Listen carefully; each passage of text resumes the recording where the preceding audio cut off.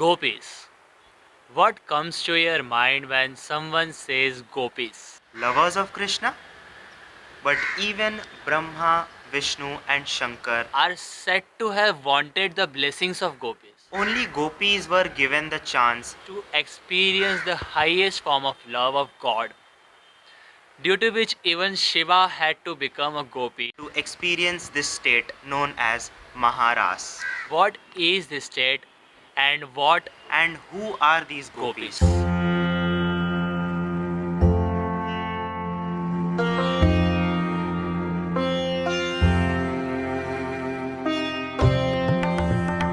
Gopis are said to be the Richai of the absolute Ved or knowledge. Richa can be translated to the mantras of the Ved, which were sung and told in ancient times. It can be said that Gopis are the human form of the knowledge and the branches of the Ved. Gopis cannot be restricted to female or even a human, They are the entities called Mahapurush who have attained to God. and just took birth to participate in the Leelas of Krishna. The first class is Swansh, or the direct Ansh of Krishna. They are considered not less than God and are equal in powers, abilities, and qualities as that of the Supreme. The second class is Nitya Siddha Mahapurush, the indirect Ansh of Krishna. And the indirect Ansh of Krishna refers to the Jeev like us. But Nitya Siddha Mahapurush are the Jeev who were never under the influence of Maya and never entered the Sansar.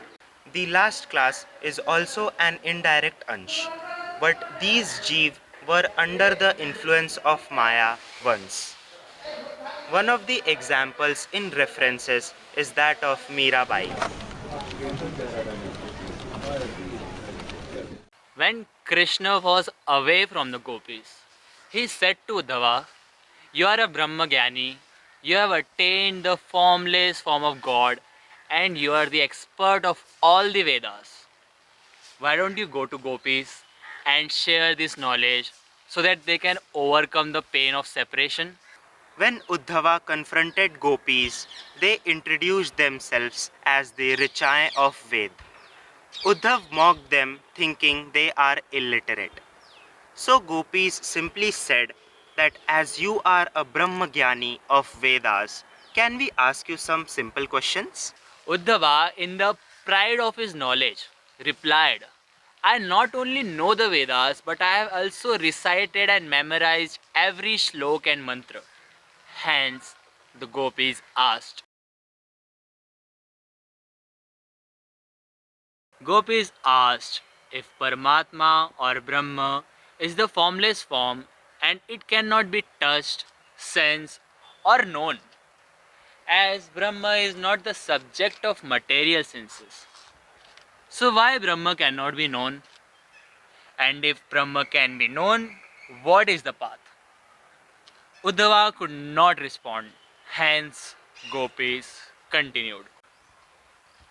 If a certain information has the knowledge of God, then God will be bounded by that knowledge, and that knowledge will become the supreme, which is the reason why God cannot be known, as it cannot be bounded by any knowledge. Gopis said, "You can know God only when God itself tells what God is." If one considers Brahma as the formless form of God, one sees the self everywhere and is indifferent to everyone, whether they are illiterate or literate.